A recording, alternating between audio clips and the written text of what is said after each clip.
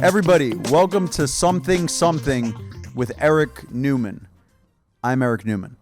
I want to just start by talking about the history of the name of this podcast. I went to my producer and we were talking about the podcast and the concept and everything. And John said, well, what do you want to talk about? And I was like, I don't know exactly, but I want the title to be Something Something with Eric Neumann. And John and Ali, our studio producer, were both like, why don't you just call it Something Something? And I was like, that is a great title, because every episode we will consistently talk about something. So I feel like this is a very safe title. And I really appreciate all you guys tuning in. This is my first solo podcast, and it's going to be a dating psychology podcast. There's so many podcasts that I see and so much insight about dating and how to get dates and how to date and what works and what doesn't.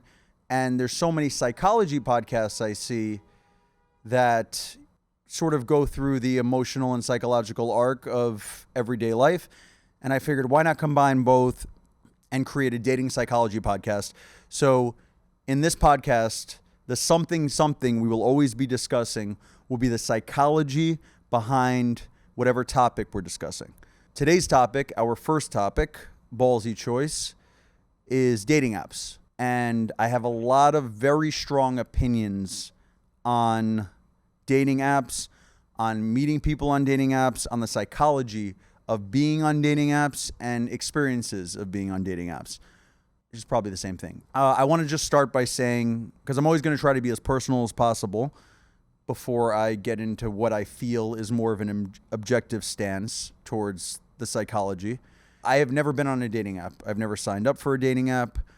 I have dated a ton without having been on any dating apps. Before I get into why I'm personally against using dating apps, I should tell you that every single person that I speak to and mention that I'm not on dating apps always seem to have some sort of the same reaction. So the initial reaction is always something along the lines of, wait, really? You've never joined a dating app? You've never signed up? Not even for a day? Never? You've never been on one Hinge date or one Tinder date?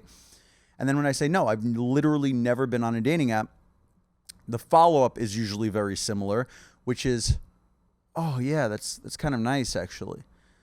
I don't want to go as far as to say anti-dating app, because I think it's hard to be completely, I'm anti-dating app. Here's why I'm anti-dating apps. Because I feel like it's giving people an out. The idea that most of Western society rely on dating apps to meet romantic partners, as a person who tries to not be like everyone else, I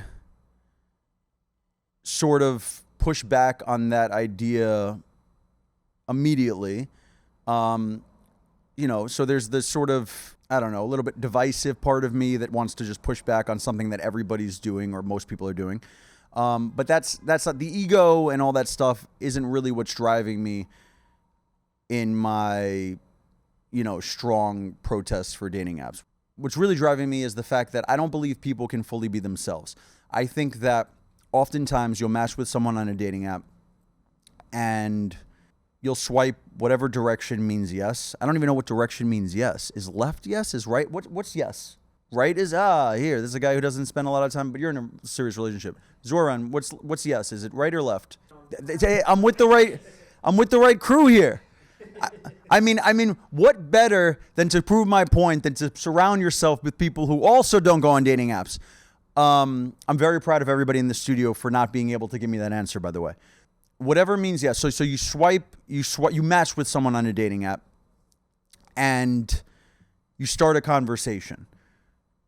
And my issue with this is that if you meet somebody in person, you get a very quick sense of your chemistry, of whether you're compatible, not in like, a truly deep value, not in a truly deep way that that dictates what your value system is, but in a social compatibility way, where you meet someone, you have a quick conversation, it's very clear whether there's chemistry or not pretty quickly.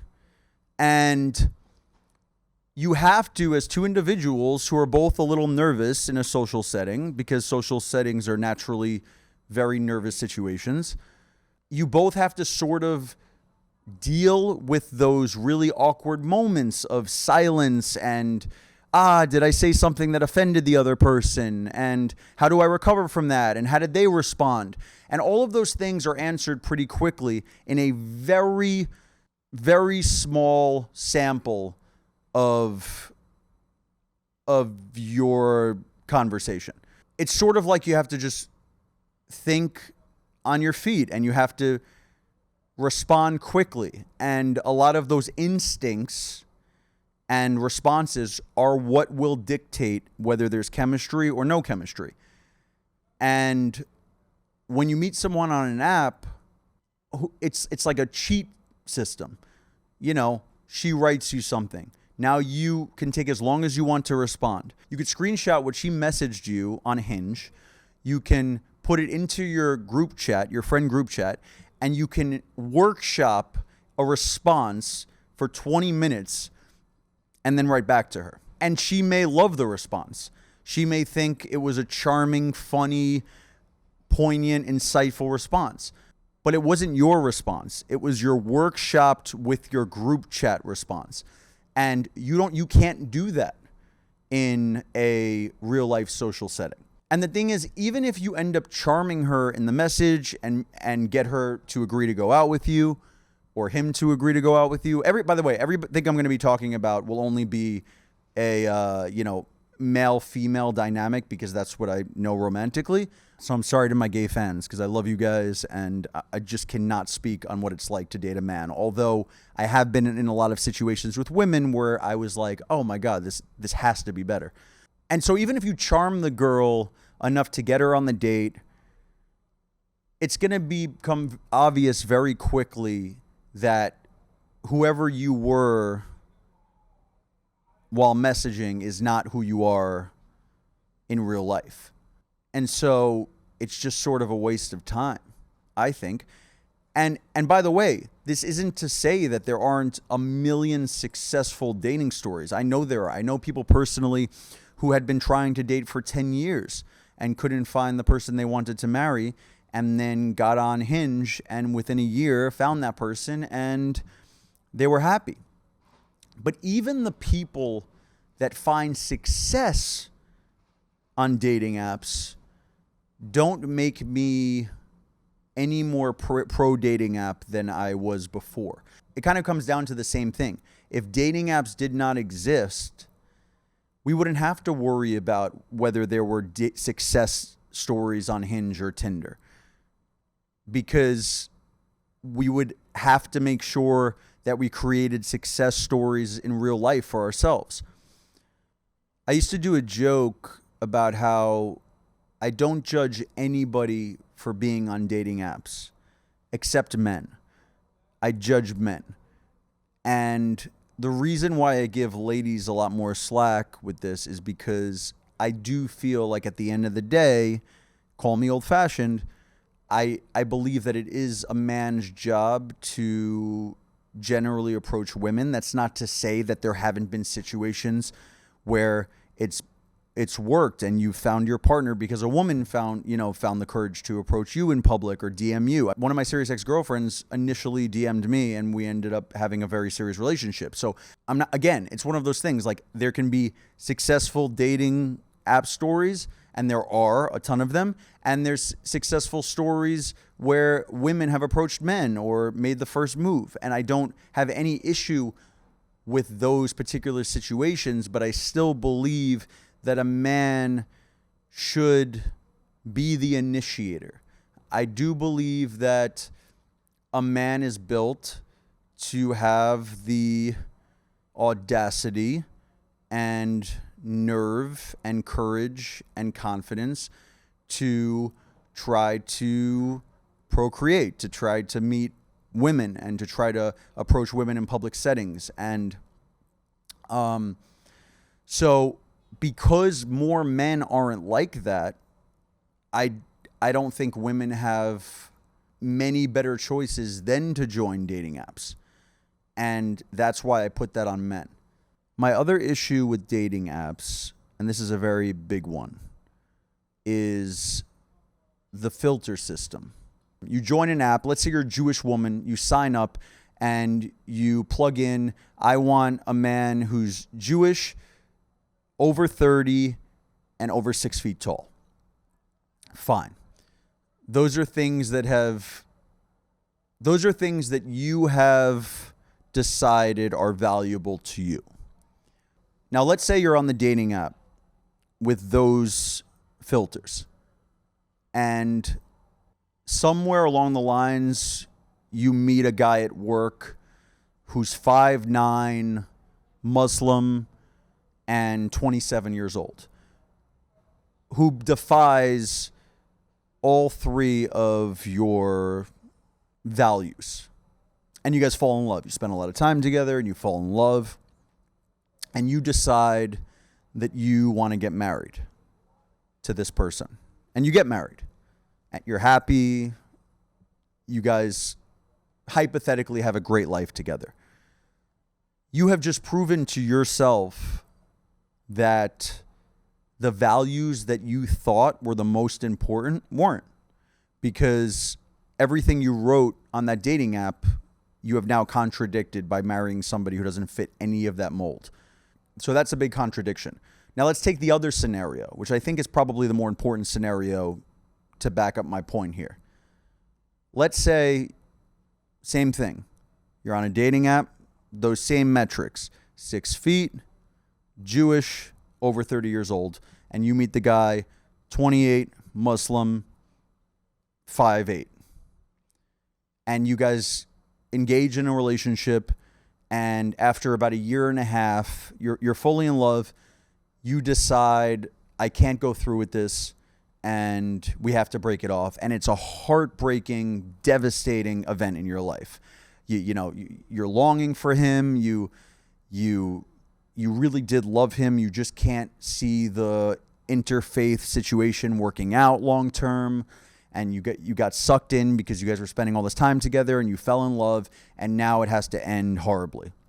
You have proven that those values are actually very important to you. Whether you broke up because of his age, which probably less likely, but maybe the religion thing was the biggest factor. Maybe you didn't actually care that much that he was 5'8", or that he was 28 instead of 30, or 5'8" instead of 6 feet. But the religion thing just turned out to be a deal breaker. But, you give yourself courage for having gone through it and having tried and putting yourself at risk, but it turns out like it's just not for you. Like you can't go through with, marrying somebody who's Muslim because then it's going to be very confusing for children, and whatever your reasoning was. You have now proven to yourself and reinstated this idea that marrying somebody Jewish was actually a very big value in your life. If you ended up marrying the Muslim man, maybe Judaism is more important to your parents. Maybe your family's influence on you is what the value is.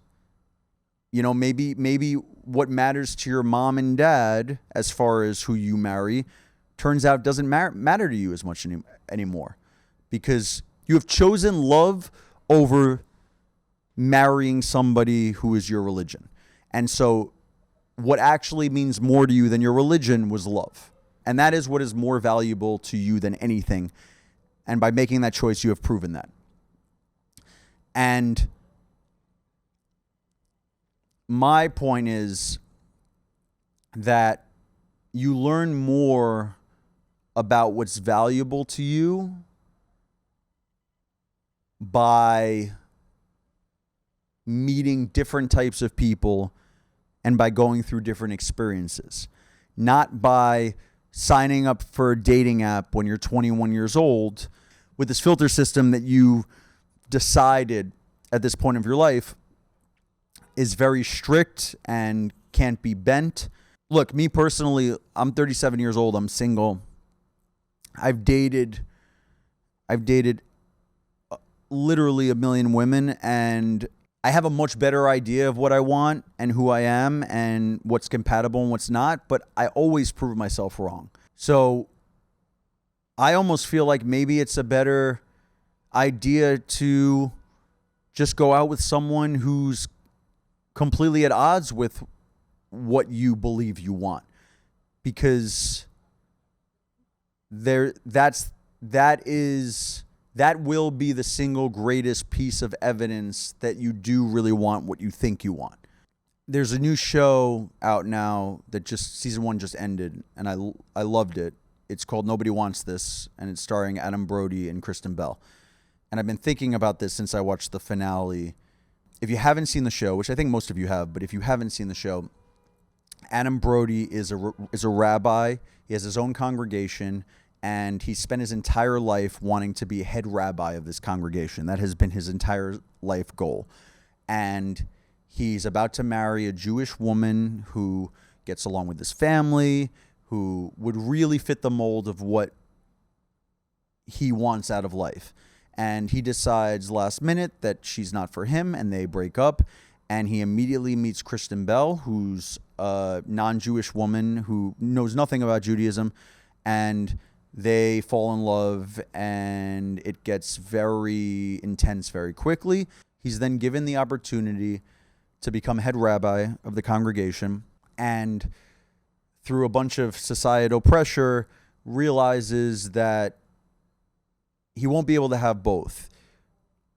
He won't be able to continue to grow and develop a relationship with Kristen Bell and become a head rabbi because of the optics, and just because she's not committed to the religion the way he wants her to be and all that. So the end of the season, spoiler, but you guys should have seen it, he basically implies that he's willing to give up this head rabbi job that he's sought for his entire life for Kristen Bell, who's only known for a couple months, which I have issues with that because they're still very much in the infatuation phase.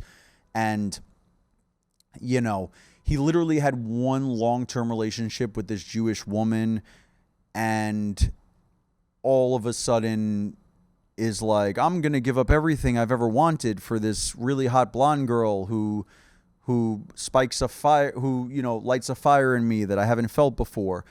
It felt irresponsible to me to just prioritize some woman that you've known for a few months, no matter how much you feel like it's love or how great you think it could be. It is the first few months of a relationship. So anybody who's been in a relationship that's lasted more than a few months knows that it's always going to change, and you don't truly know people after a few months. So sometimes not at all after years. So that was one of my initial thoughts. But then my second thought, when I thought about it more deeply, was that maybe he never really wanted to be a rabbi. Maybe this is his out for even being, maybe as much as he's told everybody, oh my God, I want to be the head rabbi of this congregation, this was his perfect opportunity to escape. And if she is the jumping off point for him pivoting completely in his life to do something that he wants to do more than that, or just feels he doesn't, or just feels he can't live this life anymore, then everything was entirely worth it. But if he's truly just doing this for her, I think it's a mistake. And he may not even know. And also, it's a TV show, so the writers may not even know. But I think it's just an example that sort of supports what I'm talking about, where if he truly marries this woman in season 2,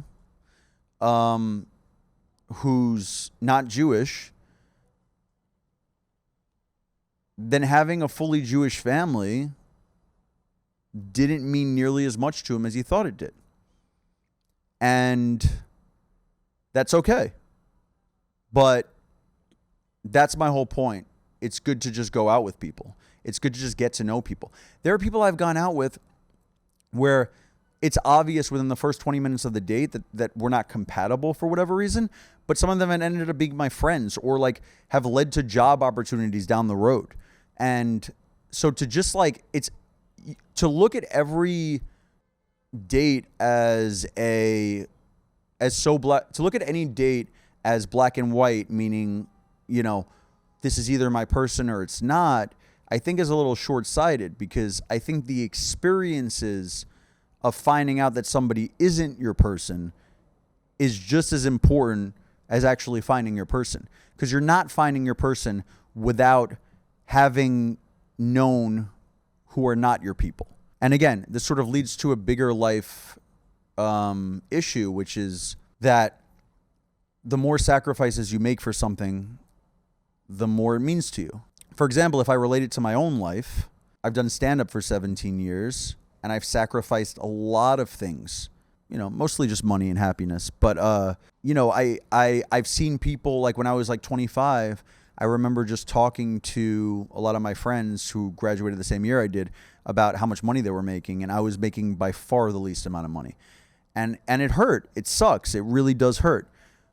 But I was at least smart enough to understand what I wanted my life to look like and what I wanted to pursue. And stand-up, a lot of pain is involved with being a stand-up comedian. You know, I've bombed a million times, and it hurts. And anybody who pretends like it doesn't hurt is a fucking idiot, or just being dishonest, or not in touch with their emotions enough, which I don't know which one of those is worst, but it hurts.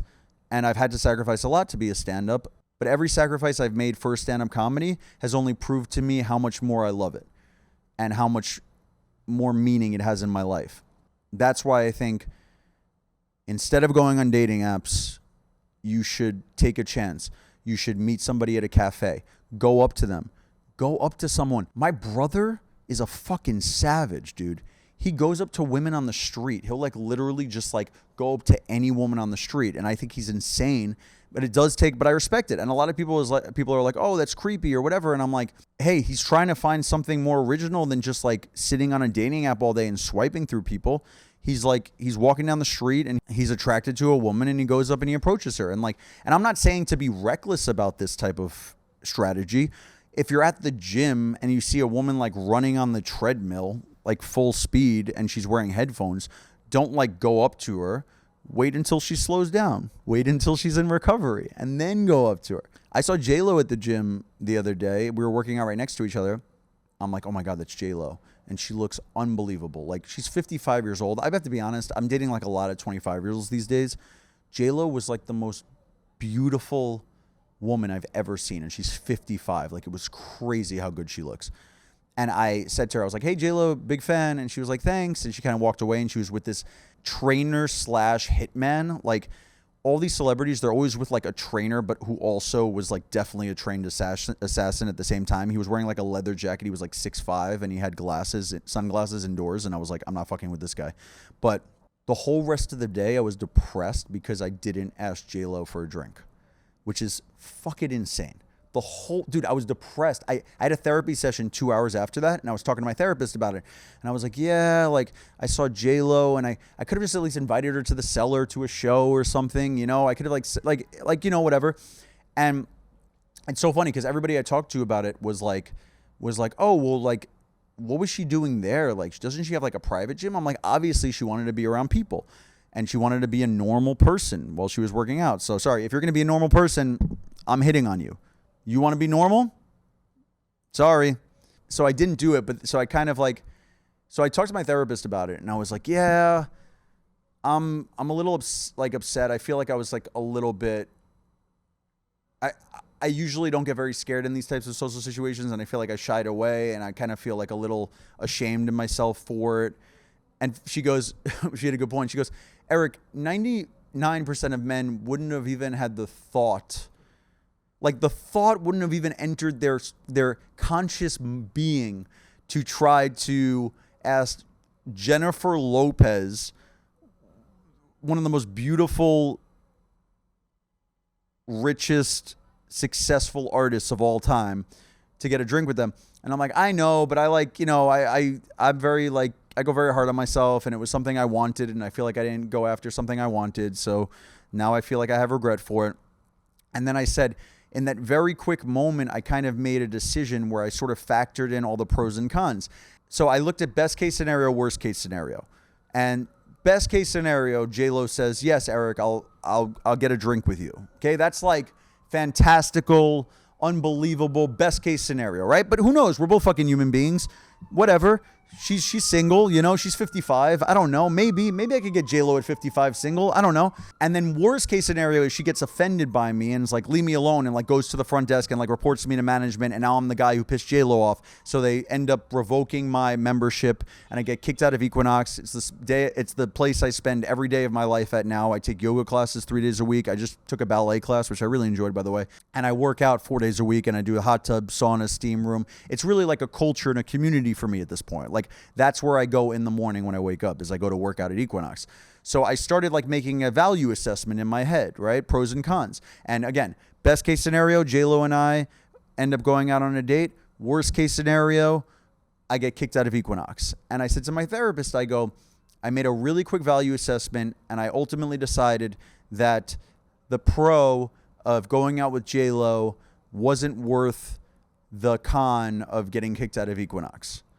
And I go, yeah, I don't think it's worth it. And I'm really proud of myself. And she goes, yeah, it's definitely not worth it. You go to Equinox every single day. I was like, well, this is the only time in my life that I would have come to that decision. And when I was in my 20s, I would have done, I wouldn't have cared. Kick me out of Equinox. I don't care. I got to give myself a shot to go hook up with J-Lo. And then I go, yeah, so I'm really proud of myself, that I made the right decision. And she goes, let me ask you an honest question. I go, yeah, go ahead. And she goes, if it was 25-year-old J-Lo, would you have come to that same decision? I was like, oh, 25-year-old J-Lo, kick me out of Equinox. So my point is like, I just feel like I was talking to a guy yesterday, he's a gay dude and he has a boyfriend now for a year or so, and he's really happy. And he was like, I was telling him how I'm not on dating apps. I just like to approach people in social settings. And he goes, oh my God, that's always terrified me. I had to go on dating apps. And I was like, well, the fact that it terrified, I mean, he's not the right example because he's with someone now, but just in general, if something terrifies you, it's only more of a reason to pursue it. Being terrified is just your body signaling to you that you need work. And I'm terrified all the time. And look, here's the thing. The day after J-Lo came in, I saw Kevin Hart at Equinox, and I'd worked with Kevin a bunch of times at the Cellar before. He's a great guy, hilarious comedian, obviously. And I went right up to him and we talked for 5 minutes and caught up about the Cellar and comedy in general. And I said to myself, I'm like, if I didn't get this, if that J-Lo scenario didn't hurt me the way it did, I probably wouldn't have approached Kevin as quickly and as confidently as I did. So that's my whole point. Fear and being scared are really, really helpful tools if you allow them to be.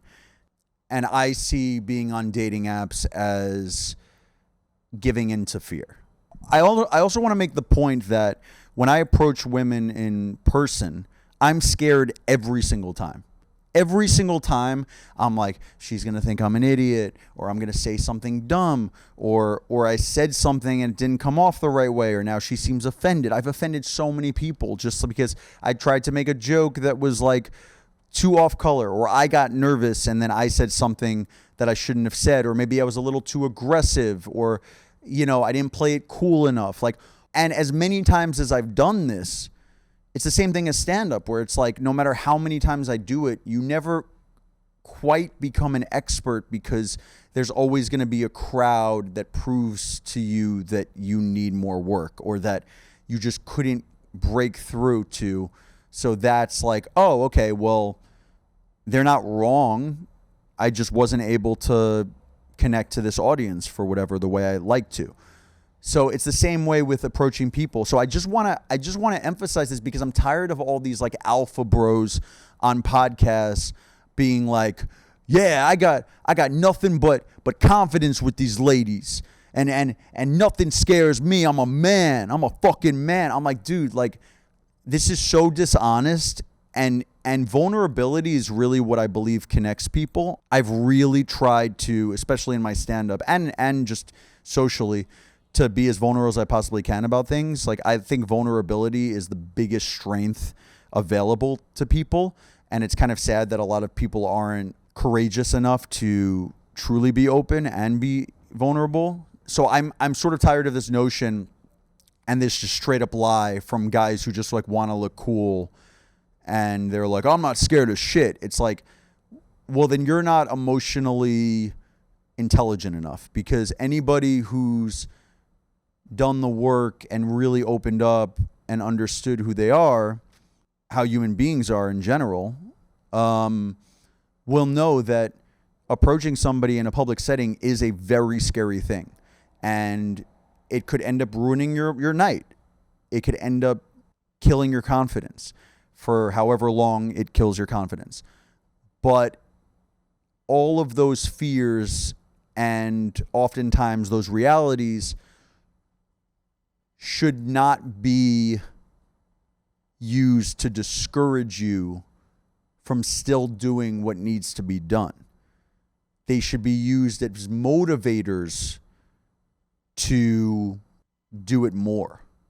Although I'm preaching how anti-dating apps I am, I understand why it's scary to not be on them. But in my opinion, that doesn't let you off the hook for what I feel is a much more organic, better approach to dating. You should be scared. It's fucking scary.